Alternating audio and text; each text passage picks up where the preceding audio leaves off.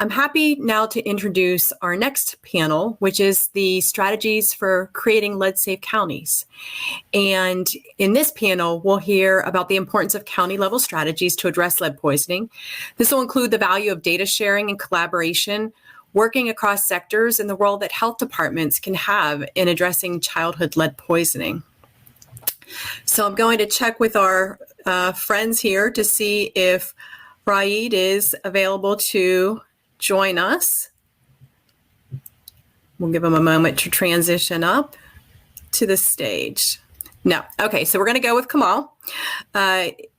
First up will be Kamal Sheth, who is the staff analyst with the City of Houston Health Department, Bureau of Community and Children's Environmental Health. Kamal serves as a biostatistician for projects centered around improving environmental health. She has experience in tracking data to identify areas with high risk of lead poisoning, strengthens community engagement mechanisms by developing partnerships in identified high-risk areas, and creates parcel-level risk maps for use in informing where to target education and interventions. Kamal, I am delighted to join you in this forum today. We had the good fortune of meeting several years ago through our partnership with a CDC grant that we were all a part of, and so it's so nice to be connected with you today. I'll ask you to join and come forward to the stage. Hi, Michelle. Thank you so much for that introduction and for the invitation to participate in this event. Sorry, I thought that my webcam would have my picture up. I thought I'd set it up that way, but I guess not. And apologies in advance for not having my webcam on, as we are now back in the office, and I don't want things in the background to be a little distracting. And also apologies in advance if you hear some background noise, just because, as I mentioned, I am in the office now. I did have some slides that we had prepared as part of this presentation. I'm not sure if we'll get those pulled up for you. Yeah. Okay, perfect. Absolutely. Here they are. Okay, great.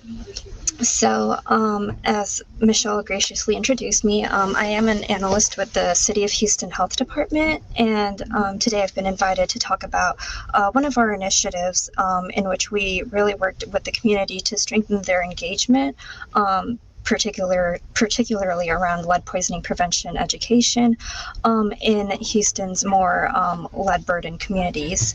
So, next slide, please. So just as an overview of the project, the goal was to decrease the burden of lead poisoning in the community, and we went about this by trying to increase the community capacity and knowledge, first of all, centered around childhood lead poisoning prevention strategies. We do have our own in-house health department lead-based paint abatement program, so we're aiming to also increase homes that refer to the program and get use out of its services. Increase the rates of childhood lead screenings, and improving access to resources and follow-up services for those children and families who are affected by lead poisoning. And so the way we carried out this program was by using a place-based approach. So we identified specific hotspot neighborhoods of Houston that are historically known to have higher rates of lead poisoning and higher burden of lead paint in the area.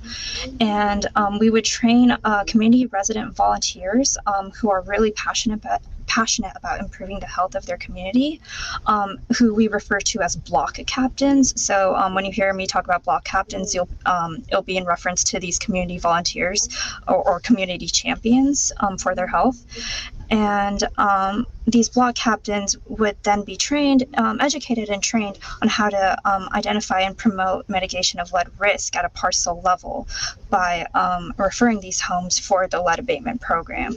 And so we were looking to implement some systems change by decreasing lead poisoning through education of these community residents and utilization of our abatement services.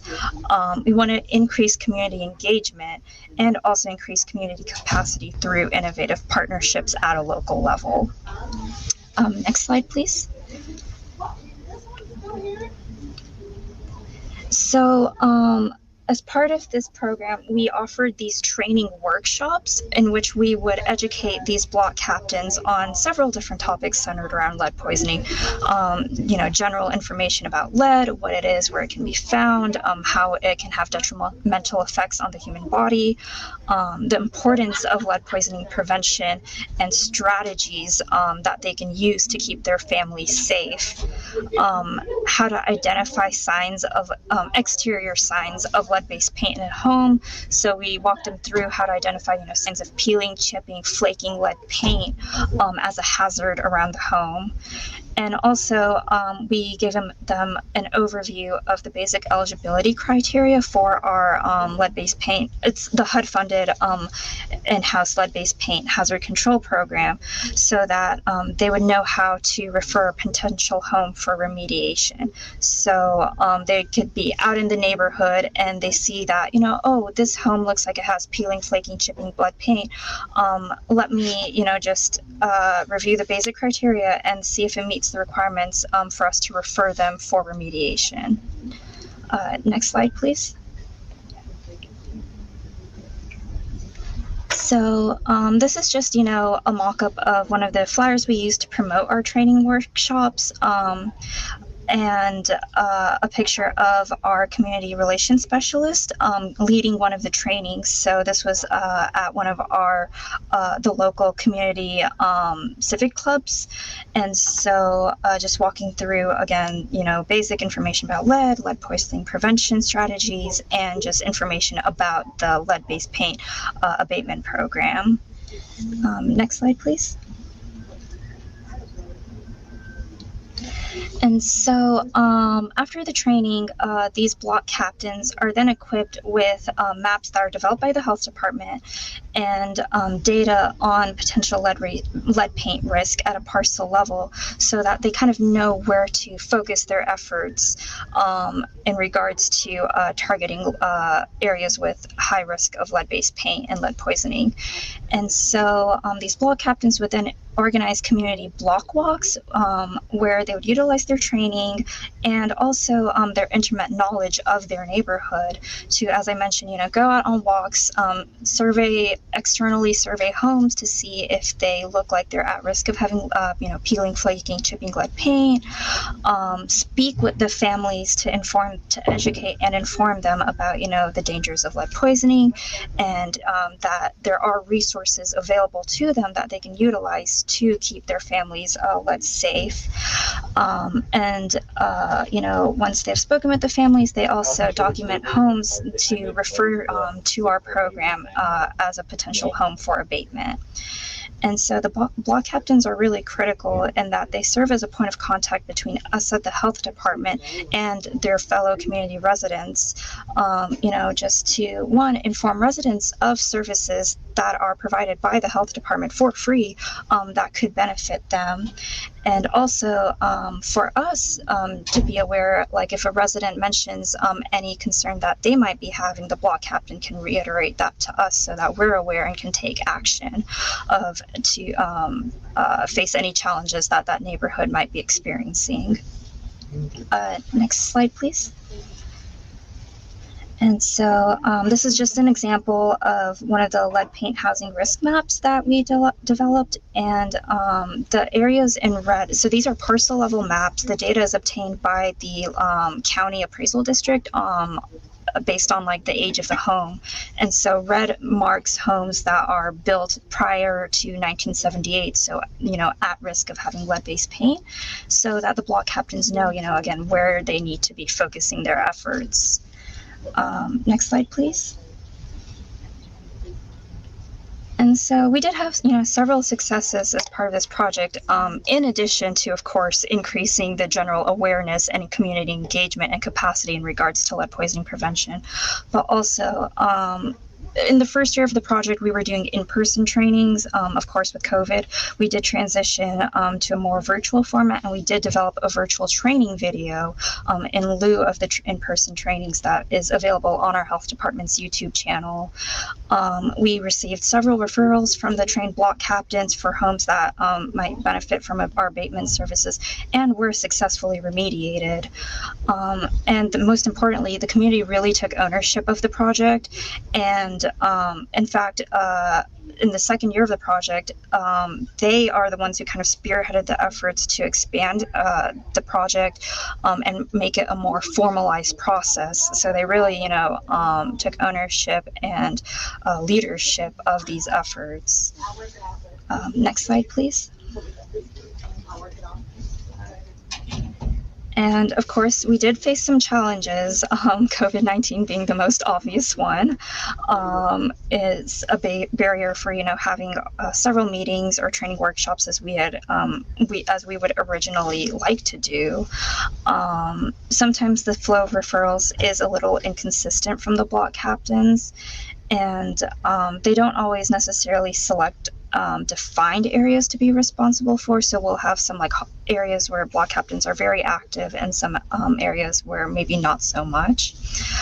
And of course, just a general need for additional resources and service linkages to eliminate barriers in the qualification process for remediation. So those are, just some general challenges that we have been facing with our project, but we always, try our best to overcome them with different methods. And I think that next slide might just be the last one. So again, thank you for the opportunity for us to speak as part of today's amazing event. And this is my contact information if anyone has any, questions or comments, or just wants to reach out and connect. So thank you again. Kamal, thank you so much for sharing the unique opportunities and programs that Houston has implemented across various neighborhoods within their municipality. It's been much appreciated. Next, I'd like to introduce our next panelist. That is Raed Ghani. Raed Ghani is a distinguished career professor in machine learning and public policy at Carnegie Mellon University, focused on the development and use of large-scale AI, machine learning, data science to help tackle large public policy and social challenges in a fair and equitable manner. Raed is also passionate about teaching practical data science and started the Data Science for Social Good Fellowship that trains individuals from around the world to work on data science problems with social impact. Raed, welcome to the stage.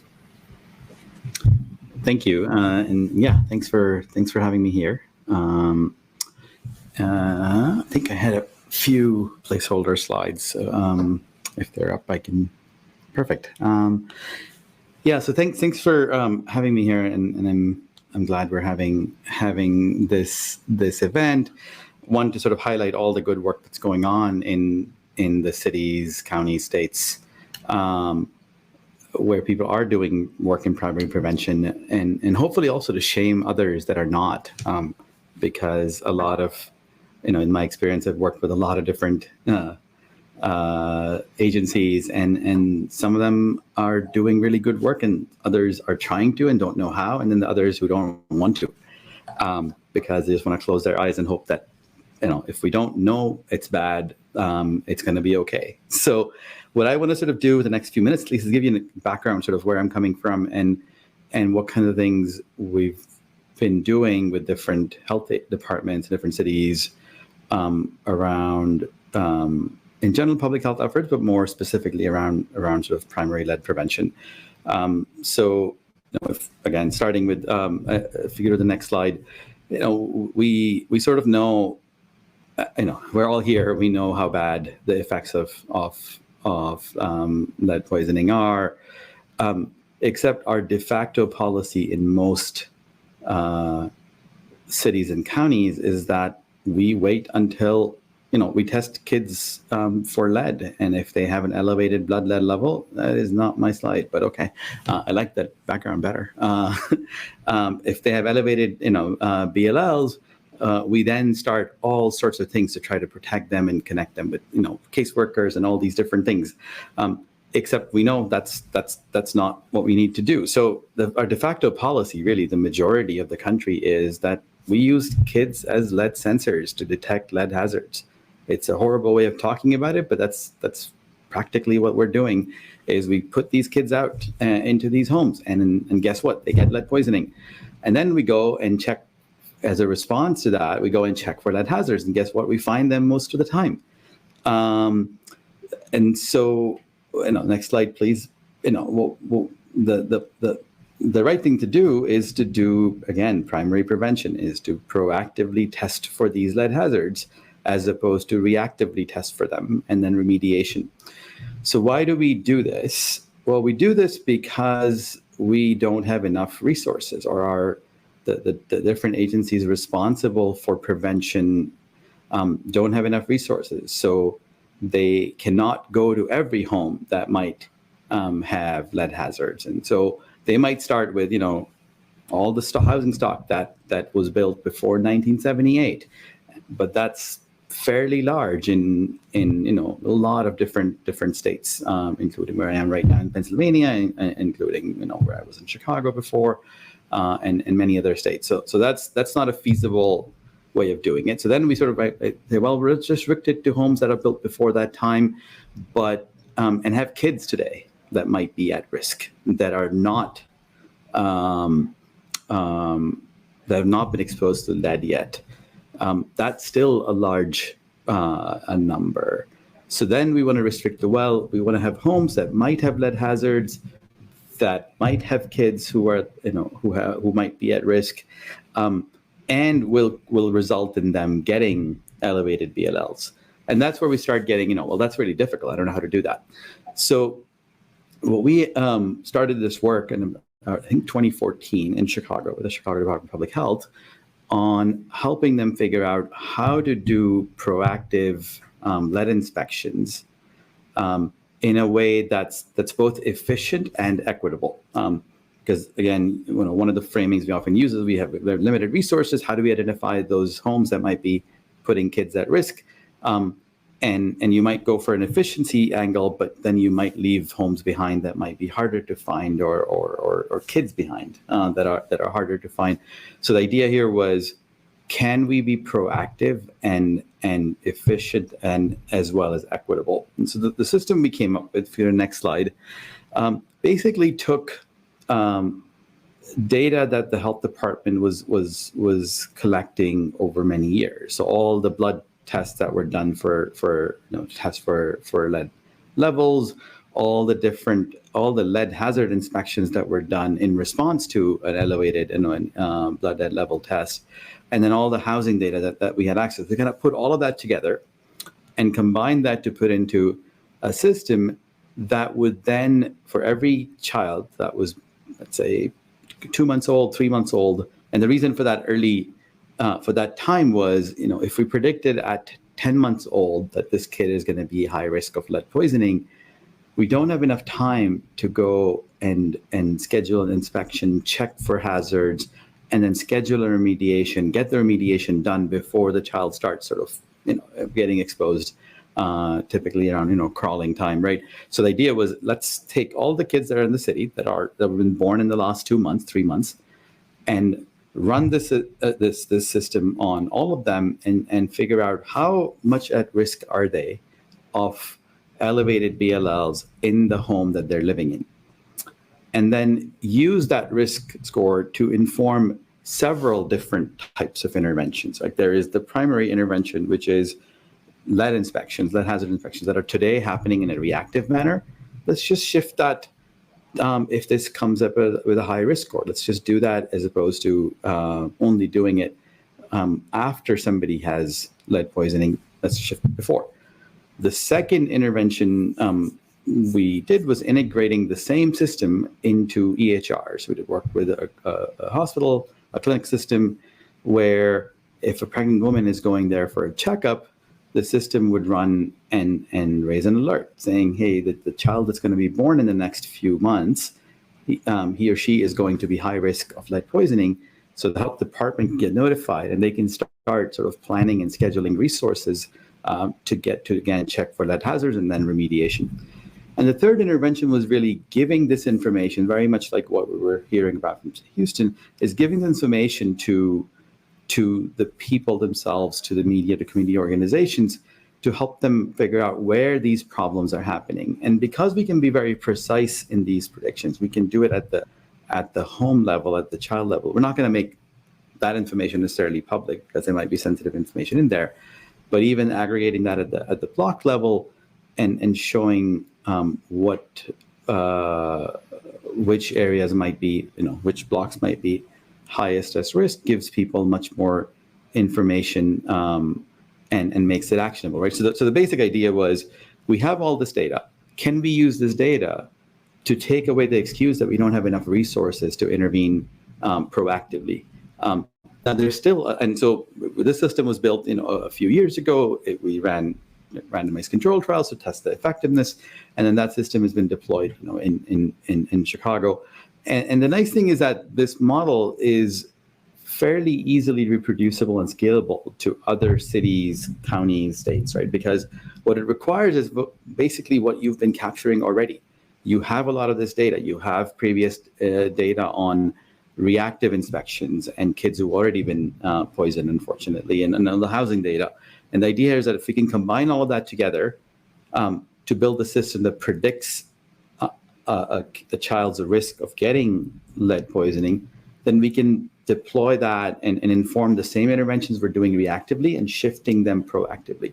Now, there's still a lot of challenges that exist, some political, some cultural, some technical, that we still have to deal with. Some of the incentives are not right there, because every time you do an inspection, if you're preventing something, you might, the value of a preventative inspection is infinitely higher than a value of a reactive inspection. But yet, the funding agencies sometimes only give you credit for if you found lead. Well, that's, but then the only way you can guarantee to find lead is really if you only do reactive things. So I think there's a lot of challenges we can talk about as we go further in the panel. But next slide, please. But if people are interested in kind of learning more, we'll probably post these slides as we move to the next slide. So basically this is for people who are interested in kind of learning more. There are many more details. There's sort of more details about the work we did, different publications that we've had about it, different articles, videos that give you a much better description than I did, but also actual source codes. If you're an analyst in one of those agencies who want to do this, we've got all the code there that you can actually use and try to reproduce and replicate this work. So looking forward to having the discussion and hearing from the other panelists as well. Thank you, Raid. Lots of questions, but we'll just park them for just a bit and get to our other panelists, and we'll come back. I see things coming through in the chat. Thank you very much for the presentation. Now I would like to bring to the stage our next panelist, Nick Hart. Nick serves as an assistant director with Louisville Metro Department of Public Health and Wellness, overseeing the department's Division of Environmental Health. Mr. Hart has managed the division's childhood lead poisoning prevention program since 2016. He has served in numerous regulatory and health equity roles during his tenure with Public Health and Wellness, including the Childhood Lead Poisoning Prevention Health and All Policies team, and serves as COVID-19 Response Operations Chief. Nick, please come to the stage. So nice to have you here, and welcome. It's nice to see you again. Thank you so much. You as well, Michelle. I'm going to have to get that code, Raid. We'd love to start building something like that in Louisville. We have plenty of data to do it with. As soon as Chris hits me, there we are. Yep. So we've heard my introduction already at the Louisville Childhood Lead Poisoning Prevention Team. I like to start out all these conversations with a quick kind of background of where Louisville is and to frame our conversation in equity. And I know here today that we're going to be talking about some of Louisville's successes in being able to develop a robust home inspection and risk assessment program. But again, it's much easier to understand, or you have a better perspective for understanding how we've been successful and how we've been challenged when you understand some of our demographics behind Louisville as well as our lead program. Slide, please. And so the first thing we want to do is frame in health equity and understand how Louisville got to where it currently is with our lead burden. And so I wanted to present these 3 maps. First, you can see, and much of this information, is from Louisville Metro's Health Equity Report from 2017.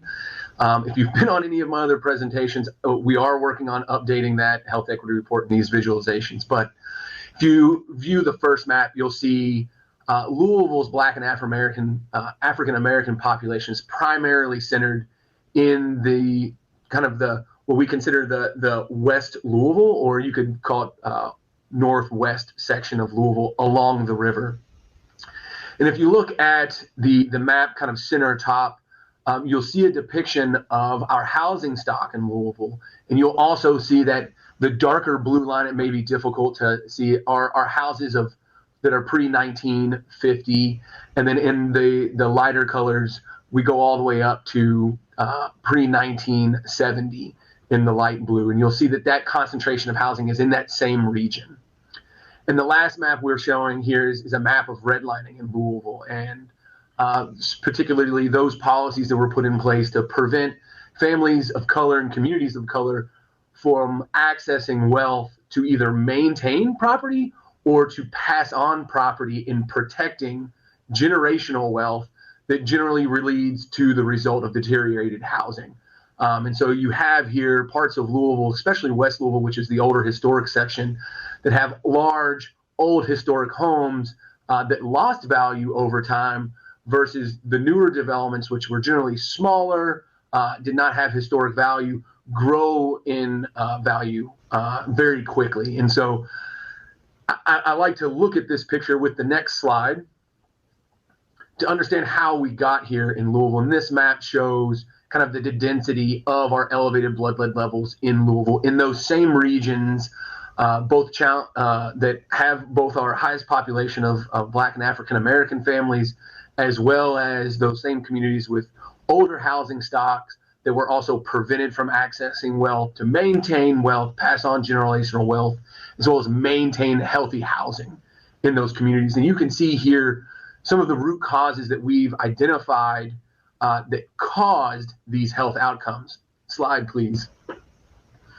You see here, we obviously can attribute this to housing. We've talked about neighborhood development with the age of housing and redlining. We've also talked about environmental quality. These are all things that go into creating the atmosphere and the environment that our program works with. Slide. So with that background, I wanted to present how Louisville Metro has structured its childhood lead poisoning program. We have that traditional CDC CLIP strategic partnership portion of it. We also have our traditional health promotion and outreach that go out and do that one-on-one, the community engagement, and the prevention coaching. But inside the same department, within environmental health, in my division, we also have a nurse case manager as well as an environmentalist that's dedicated to those to performing risk assessments on lead hazards. And we found it really advantageous for gaining access to homes and being able to perform assessments, both with homeowners, property owners, or landlords, as well as tenants with this group of individuals. Particularly with our health promotion group, we have a member of our team who's out in the community regularly, generally talking to pregnant mothers and families. And so there's a good introduction. We find it's much easier to get our risk assessors in there when we have this individual along with our our nurse case manager, going into the home to perform those initial interviews. When they're getting access right then, it's much easier for our risk assessors to come in and perform those duties and identify those lead-based hazards. Slide, please. And so with that mix and match of both regulatory implementation as well as kind of that one-on-one coaching, case management, care, our regulatory and clinical guidance is also kind of backs each other up in the same way. Particularly, we have our state statutes actually require, the duty of inspection and the duty of action in some fairly rudimentary or simple ways. Number one, we have a duty to inspect when there's a known confirmed elevated blood lead level. Also, we have a duty to inspect if there's just a lead-based substance that's in a home, particularly homes that could present a danger for children 6 years of age or younger. And then last, this is kind of obvious, if there is that lead-based hazard, if we know of that lead-based hazard, that duty to inspect is engaged. And once that duty to inspect is engaged, the duties to act are also there. So we have the notification, we have written orders, and we have posting of those homes. So even though we have the regulatory authority to kind of force our way into the home, as you could say, it's very nice that Kentucky has a set of requirements for minimum standards of care for lead called the Kentucky Core Clinical Service Guidelines that we use in conjunction with both our outreach specialist and our nurse case manager with our regulatory environmental arm of that. And so what's nice for us is these clinical guidelines define lead poisoning, which we use here, especially locally. When we talk about lead poisoning, what we're talking about is traumatic brain injury or traumatic brain assault on a child. And so we actually define that in Kentucky as being or having a blood lead level of 15 or greater. Whereas we define lead exposure, from that range below it. But what's really nice is that our core clinical guidelines recommend a physical investigation regardless of lead poisoning or lead exposure. And then also our statutes empower our agency to go out and do that inspection and do that action simply as once we cross that elevated blood lead level or level of concern being 5 in Kentucky. But the next dynamic we have here is the dynamic of trust. And that's something that we've worked to build with both our case manager and our environmentalists. It works well with our revised statutes and our core clinical guidelines. And if you advance one more, we've created a strategic partnership with a nonprofit community communications firm called Ideas X Lab. And they have engaged in a strategy called the Motive strategy, which is new to me and it's very academic, but it was developed with Ideas X Lab in conjunction with the University of Louisville to create culturally responsive health promotion. And this is something that I really enjoy. This is something that I really connected with what I've learned from Kamal and Houston in the past is creating these community champions block by block. And the reason we really like this method is what it takes is our subject matter, our policies, the challenges that we've been dealing with, and it reorients those towards an arts-based strategy that we can integrate through community action and through community activities, and then create health promotion, health communication designed or created by the community and their messaging, and then art designed by community artists that we then place and post and use throughout our target communities. And so in 2020, we entered into one of these campaigns called Healthy Home, Healthy Community, that was a lead awareness campaign created through an initiative where we engaged community members with the message that you are worthy. And having a pandemic and then having to isolate in homes that were potentially dangerous for us was something that we really wanted to get across. So I think I've gone a little bit long, but I wanted to stress in this, creating these messages, creating art with communities helps us create those community champions, those block champions within certain communities, as well as,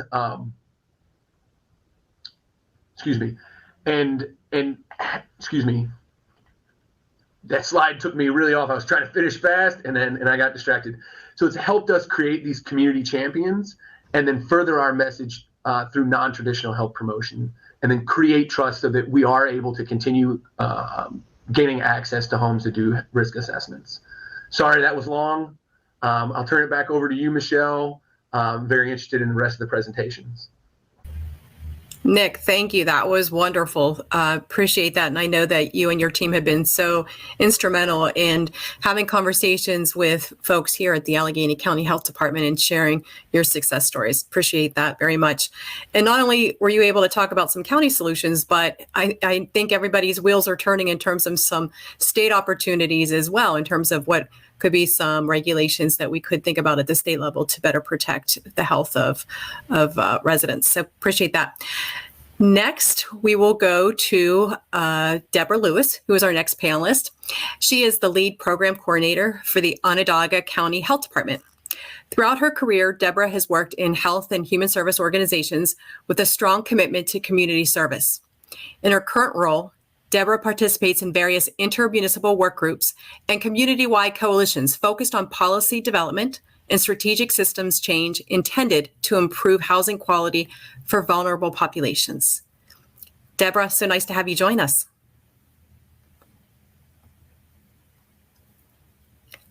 And I think that you'll just have to unmute there so that we can hear you. There we go. Thank you very much. This day has been amazing. And honestly, just participating in some of the earlier sessions today reminds me of the journey that Syracuse and Onondaga County have been on for the past several years. I do have some slides to go through really quickly so that we can talk about one city-county solution that we've been working on here for the past few years. And if we can get those slides up, that would be great. There we go.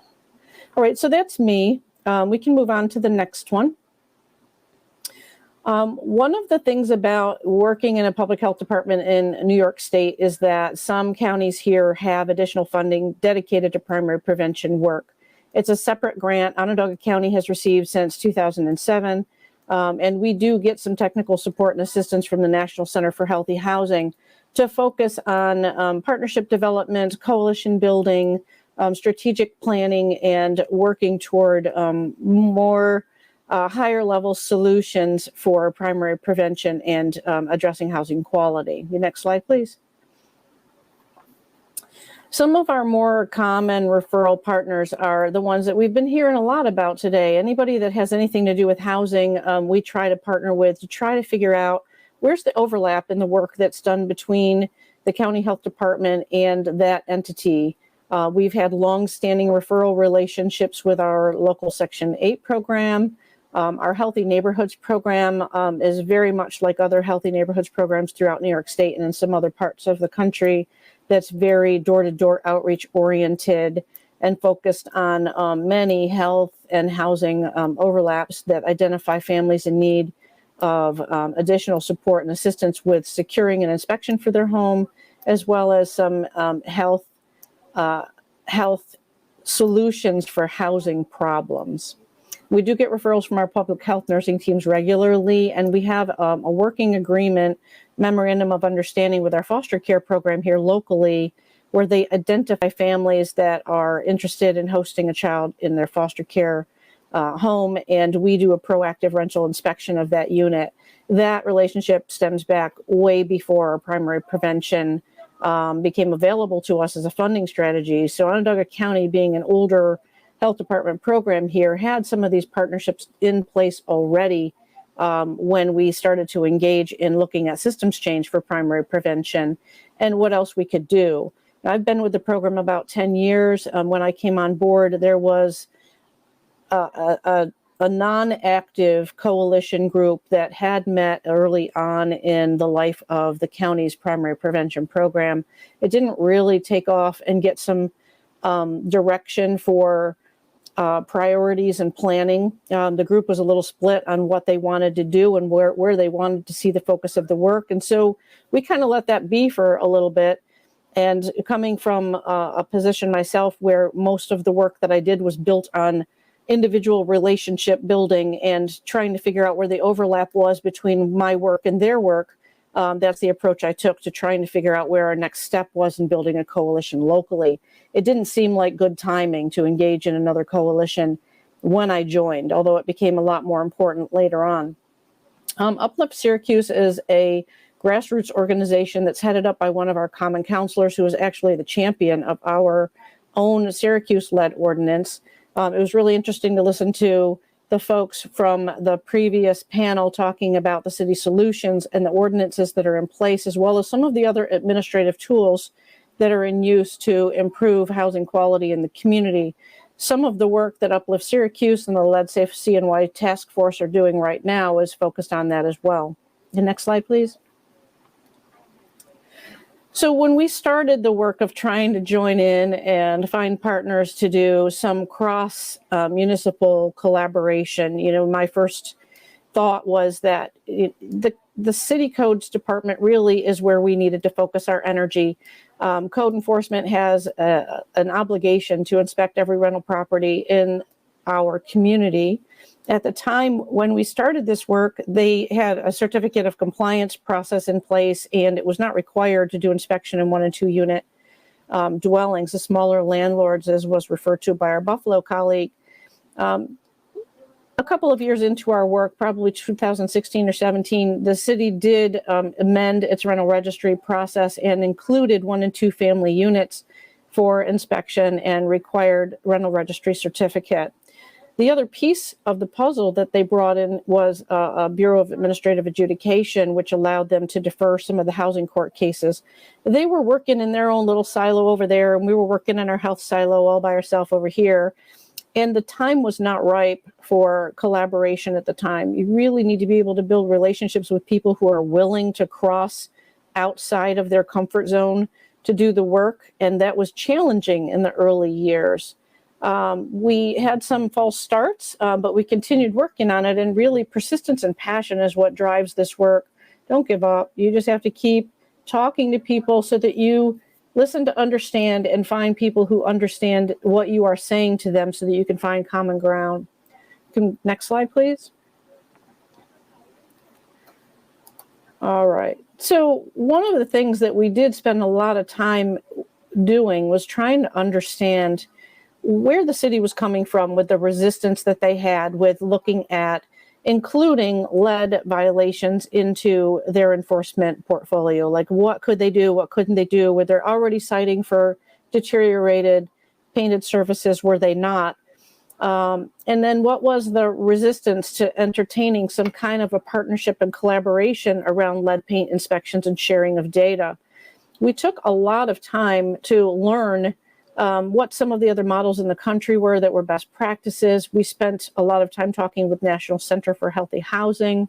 We were incredibly fortunate to be invited to participate in the National League of Cities Mayors Institute, and along with our City of Syracuse administrative partners went to the Mayors Institute, where the city identified a specific goal that they wanted to work on, which was basically improving housing stability for young children. In our community, kids were moving 3+ times per year, children under age 6. And I had finally formed a relationship with a deputy commissioner for the city of Syracuse, who was very passionate about ending that dilemma for families of young children and really working on how do we create a solution for families that combine the best of our work together into something that was meaningful and could interrupt that disruption in families' lives. We look at Rochester and Monroe County. They are also a primary prevention grantee county. And when you put Syracuse, Onondaga County and Rochester and Monroe County side by side, we have a lot of the same ingredients that Rochester had at the beginning of their journey. We have similar funding structures. We have similar municipal structures. We both have a city code department and a county health department. And you have to navigate all the relationships that come with that kind of a structure. The missing pieces for Syracuse and Onondaga County were a dedicated lead ordinance for our code enforcement officers, as well as a mechanism to use some additional administrative tools to the city's advantage. So trips down to Rochester to meet with the folks there and figure out how could Syracuse and Onondaga County implement those couple of little things that we were missing to strengthen all of the things that we had in the toolbox that just weren't well organized yet. Took us some time, and we continued to work on that over a couple of years. And next slide, please. While all of that research was going on, we had the opportunity to look at what can we do right now. You know, waiting for an ordinance was something that we were unwilling to do. There was a lot of work on the ground that could happen, that the folks actually doing the work had the control within their individual positions to manage. So creating a mechanism for doing housing case management for families that were impacted by a combination of code and health violations became really important. The city convened a meeting that pulled in partners from the city law department, the legal advocate for our community, county health, city codes, other interested parties, some of the community advocates for housing and housing stability. And we would problem solve, what does this particular situation need? And the situation could be that the owner wasn't local and we were having a hard time finding him, or that the owner had been negligent in his attention to the property and we needed a more aggressive solution. So trying to figure out what we were going to do with a family who was now living in a substandard house became the focus of that. We worked at that effort for a couple of years and became a lot better at quickly identifying solutions to families, so that we were able to then morph that meeting into something else. It became a vehicle for us to talk about policy change and utilizing the brain power that was in that room to make change in how we were doing business as a community. One of the things that is really important to understand is that relationships and timing matter. You do have to have buy-in from the top all the way down to the bottom. And at the beginning of our journey, we had different leadership, elected and non-elected, than we had midpoint. When we were able to engage with National Center and with National League of Cities and Green and Healthy Homes Initiative, we had brand new leadership for our county executive and for our city mayor. We had a new deputy commissioner and commissioner of neighborhood and business development that oversaw codes. We had a new director of code enforcement. And here I am still kind of hanging out, trying to make friends with all of these new people. So it became an opportunity to start to talk with people and try to find common ground with new people. The fortunate thing in that timing was that we all were working toward the same goal, and we were all interested in trying to move the needle on childhood lead poisoning and housing stability in our community, but we didn't really seem to be speaking the same language. So that took us some time to get to common ground and common language. The next slide, please. So, you know, building those relationships definitely took some time. Being in the car together, traveling with the mayor's team to the National Center for Healthy Housing, then deciding what project we were going to work on, had us meeting together regularly. We got really comfortable sitting in the same room and being brutally honest with one another about what was possible, what wasn't possible, that we were saying the same thing, but we were having a hard time making someone else in the room be heard and understood. And we just continued to work at that. When we figured out that one of the biggest obstacles to what we wanted to do was the lack of our ability to share data, I took a huge risk and developed the little graphic that you see on the screen is actually a proposal that I gave to the city and said, we can do this together. You can enforce your thing, I can enforce my thing. We need to figure out how to share the information. The next slide, please. When we finally got approval to do that, that was a little tricky. You had to get approval from both IT groups. You had to get approval from your county executive and the mayor. We had to identify what could be shared and what could not be shared, how to protect public health, protected health information, what would be publicly visible, and how you define what data is important for the work of the group. Next slide, please. I'm getting the hook. They're going to pull me off. So what happens on the ground is that we actually share information into the city's database directly. I enter inspection information into the codes database. It is not publicly visible except that we did an inspection and that it passed or failed a public health inspection. And if it is open and closed, that information can be used to implement the Spiegel Act rent withholding process that the city already had, which is wonderful. Our county executive took that a step further and decided that if we stopped rent in one unit, he was going to withhold rent in any funded unit in that property from public funds used by the county. You can go on to the next slide. We're also able to make some direct referrals to our HUD grantees. We've been a sub-grantee of both the city and the county programs for many, many years. That is one of the carrots that we offer owners to encourage compliance. One of the sticks that we have in the hopper is that we have direct access to our district attorney and law offices, and the city will take action against the property through their administrative processes where they can bring people in to adjudicate fines and send owners to housing court for noncompliance. And the next slide, please. All right, and that's that. Thank you. Deborah, thank you so much. So many facets all working together to really lead to a lead-safe community. I know that we'll have subsequent conversations with you and your team so that we can learn a little bit more. I greatly appreciate the overview. Next, we are going to have Larry Brooks come to the stage. Larry is board member of the California Association of Code Enforcement Officers and director of the Alameda County Healthy Homes Department Lead Poisoning Prevention Program.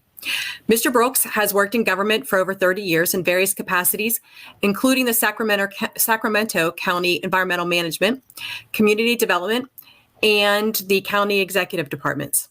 He has also lectured on code enforcement topics, frequently speaks before local planning commissions, city councils, and county boards of supervisors regarding home environmental issues and occupied health.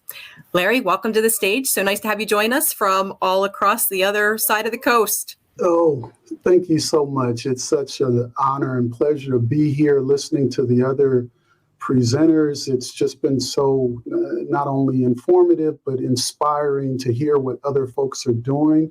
I know we're short on time. I'm going to shoot through some slides and hopefully I can take a real quick shortcut here too and put this link in the chat room so that people can actually later on go to the link where a lot of data is being collected by our California Office of Environmental Health Hazards Assessment, that we use a lot of that data from EnviroScreen to make our policy decisions with regards to child lead poisoning prevention. Alameda County Healthy Homes Department celebrating their 30th anniversary here. Next slide. We actually were the child lead poisoning prevention program for the first 20 years of our existence.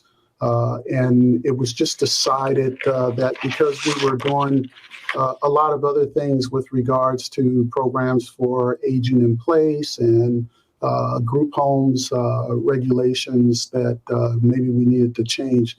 Healthy Homes Department is kind of like a comprehensive program where we have the public health nurses, the registered environmental health specialists, our HUD lead hazard control grant specialists, our communications folks, all under one roof, which is kind of unusual for California. I'm not sure if that's the case elsewhere, but it makes us kind of unique here. We also do EPA RRP training and Healthy Homes Principles training. We're EPA certified trainer. And we're funded in a way that we think is unique in that we receive an assessment of $10 per unit on all pre-1978 housing within several cities here within the county. Next slide. And certainly we need that money in order to function. I mean, we have our HUD lead hazard control grant funds, and we do have a state grant from the California Department of Public Health. But as you can see in this slide, we definitely have challenges. Our child lead poisoning rate is higher than that of Flint, Michigan, but it has nothing to do with the water. It's because, say here in Oakland, California, 81% of our housing is pre-1978 housing. And so we have a lot of aging homes with deteriorated lead-based paint. We're averaging, you see in the upper left, right corner there, over 300 elevated blood lead levels a year. And I guess now that the CDC has just lowered the action threshold, we're going to see even a lot more than that. And we have our challenges in terms of children not being tested. I know there are other states that do universal blood lead testing. We've tried to get that legislation here in California, and it keeps being defeated. And yet the reality is that even kids who are in programs where it's mandated that they be tested, they're not being tested. And we're getting hundreds of complaints with regards to contractors who have not been lead safe certified. They have not taken the RRP course. So with those challenges, it's like, what do you do? Next slide. We pride ourselves on our diversity. Our diversity is part of the unifying force that has brought us together in terms of even creating the assessment on pre-78 housing that created our department. Hopefully you recognize some of these figures here. Historically speaking, the Black Panther Party was founded here in Oakland, unlike the Black Panther movie that was directed by Ryan Coogler, who's also from Oakland. But they were doing blood lead testing events even in the 1960s. And it took a little while for the rest of the local government to catch on, but eventually we got them to move forward with that pre-1978 $10 per unit fee. Next slide. And with good reason, because we have plenty of zip code data that shows child lead poisoning rates within Alameda County, which we also often mention as being the other city by the bay, because most people think about San Francisco. And you can see in those pictures the Bay Bridge going from Oakland to San Francisco, and San Francisco in the lower picture. Next slide. And then you have the beautiful East Oakland or East Bay Hills with the views of the bay. And what you have in between the bay and those hills is what's called the Flatlands, which is where most of our problems are, which you can see here from the cumulative risk map that we had created through the help of our folks in the public health department, so that we could use this type of data to argue for strategies to reduce lead poisoning, because we often call ourselves the lead poisoning prevention program, but we really oftentimes feel like we're more the child lead poisoning treatment program. I think Raid mentioned that problem with us being more reactive than proactive. Next slide. So the $10 fee that was established for pre-78 housing isn't nearly enough. It was done way back in the 1990s, and inflation has eaten it up. But around that same time, we decided that one of the solutions to our problem as far as getting more funding to become more proactive was to sue the paint companies. Alameda County, along with 9 other jurisdictions, filed a lawsuit against the paint companies 20 years ago, explaining that they knew that lead paint was having a detrimental effect on people's health, in particular people of color. And evidence such as what you see in this slide was actually presented in the courts during that 20-year battle to prove the point that there was a systematic racism factor involved. The original judgment at the end of 20 years was actually over $1 billion. Of course, the paint companies challenged that, went through appeals court, and took it all the way to the Supreme Court, where in 2018, the Supreme Court refused to hear it. But during the course of going through all the appeals, they were able to whittle down the award. Alameda County went from receiving $100 million was the original judgment for our county of that $1 billion that was in the original judgment. But in the eventual out-of-court settlement, Alameda County ended up receiving $24 million. Adding insult to injury, as the paint company said they couldn't pay it to us all at once, so it's being spread out over a 7-year period. Next slide. And because the city of Oakland joined us in that lawsuit, we actually are required to meet with our major city here in Alameda County and work out a spending plan agreement. That spending plan agreement is actually being based on a race and equity impact assessment study That includes a lot of the risk factor data that you will see if you go to the link that I put in the chat box, the California Enviro Screen. And so as a result of the data that was provided through Cal Enviro Screen, also data from our public health department, our own child-led poisoning evidence-based data, we have been working with Oakland on devising a spending plan that will put all arms to bear into the most vulnerable census tracts in the city of Oakland, as well as other portions of the county. Next slide. As I said, we have code enforcement officers within our Healthy Homes department, and they are also EPA certified RRP trainers, and they are also trainers in a form of code enforcement known as cooperative compliance, which involves a lot of training in communications and mediation strategies. So we have been working with the California Association of Code Enforcement Officers, providing training to code enforcement officers and building inspectors to look at enforcement from a different perspective, as opposed to just hitting people over the hammer with citations, but actually offering carrots with the sticks, which is part of what we're planning to do with the settlement funds in terms of offering people grants to address their lead hazards. Next slide. Speaking of grants, we received the EPA grant to provide some free RRP training to code enforcement officers up and down the state. We provided the training, and as a result, we were able to show that there was a significant increase in code enforcement officers being willing to respond to residents' complaints about contractors creating lead hazards once they had gone through that training. The EPA was so happy with those results that they actually gave us another grant to do some further training of code enforcement officers, and we were able to do a presentation to the President's Task Force on Child Safety. And as a result of that, the EPA has now made this practice of making grants available for code enforcement officers to get RRP training a national model. I hear that there's already been grants that are being worked on in the southern region coming out of Texas.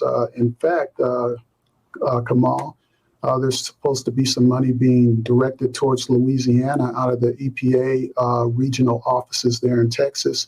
Chicago, that regional office also is supposed to be providing grant money to code enforcement officers to get free RRP training, and we hear that there will be other regions doing the same thing soon. Next slide. So we took advantage of the opportunity to promote RRP enforcement. We also worked with the California Association of Code Enforcement Officers to create what's called Code Enforcement Officer Appreciation Week, which takes place at the same time as National Lead Poisoning Prevention Week. And we go to different cities and we obtain proclamations in support of the work of code enforcement officers, as well as the work in child lead poisoning prevention. So we formed a pretty good partnership, and as a result of that, we are working together on local and state legislation to empower code enforcement officers to do more work with regards to lead poisoning prevention. Next slide. So our goals for 2022 is to continue to build upon what we've already done, increase our partnerships, work on legislation. One piece of legislation in particular is the Code Enforcement Incentive and Community Code Enforcement Pilot Program grants in order to help fund local jurisdictions that are interested in providing RRP training and also in establishing proactive rental inspection programs that must be modeled after my rock stars, Rochester, New York. But now I've heard from some speakers who have become my additional rock stars. So we certainly wanted to try to imitate some of the things that you all are doing. And with that, I believe my presentation is complete, and I'm open for questions. Larry, thank you so much. And I didn't realize the deep, rich history that Oakland has of addressing lead poisoning prevention. So fascinating story, and thank you for sharing with all of us. And the emphasis of code enforcement officials. Oftentimes, that's an area that doesn't get much attention. We know it's a critical component, so thank you for bringing that to the forefront of our discussion today. If we are able to bring our panelists up, let's try it. Fingers crossed it's going to work. Yep, here everybody comes. Awesome, it's working. I love when technology is on our side. You all have such incredible information and stories to share about what happens locally in your own backyards. And I saw that there were some questions coming through in the chat and some responses that are sitting there. So people can, I'll direct people to those comments. And certainly your presentations will be made available after the program today. But let's ask one question. We'll ask one, if we have time for two, we'll go there. So if another county health department or health agency is attending right now, what immediate action can counties take to advance primary prevention? So if each of you can just respond to that question, 1 to 2 minutes, and then we'll see if we have any more time for other questions. So who would like to go first? I will. Deb, thank you. Get outside your comfort zone. Leave your office. Go make friends. Find out who your counterpart is at the agency level, at the municipal level in your cities and towns. Go and introduce yourself and be in the community. If you wanted to advance primary prevention, it's important to hear what the community is concerned about, listen to understand, and be in the room to have the conversation. Thanks, Deb. Larry. I'm typing question answers to questions. Okay. Go ahead. Continue to answer. I'll go to Nick. Yeah, I 100% agree with Deb. The thing I think that has helped us most with primary prevention is thinking about creativity and flexibility with funding. And so what has helped us in the recent future is to focus what we're doing through an equity lens. And then we've also started communicating about the work that we do as work through and for environmental justice, which I know that you've heard many speakers talk about today. So we are reframing, to just build on what Deb said, we are reframing how we talk about health equity and lead poisoning. And then we're going out there and finding those partners who are able to help us and expand the work that we're already doing. Thanks, Nick. Right. Thoughts? I guess the first thing would be stop calling it primary and secondary prevention. There is no such thing as secondary prevention. That's treatment, as Larry was saying, and mitigation, and all sorts of things that I think it gives politicians comfort when you call it secondary prevention, because they can do that and say, well, still preventing. But second thing, I agree with, I think the Deb and Nick is getting out of your comfort zone. But I think the other thing is if you are doing any primary prevention, you're definitely limited by resources, right? So the question, as Nick was saying, is what is your goal with allocating those resources? Is it thinking through the equity lens to figure out what does that mean to equitably reduce lead poisoning through primary prevention? And once you have that answer, take advantage of you have people in your community, universities in your community, who are working on these types of things, on technologies and the data pieces.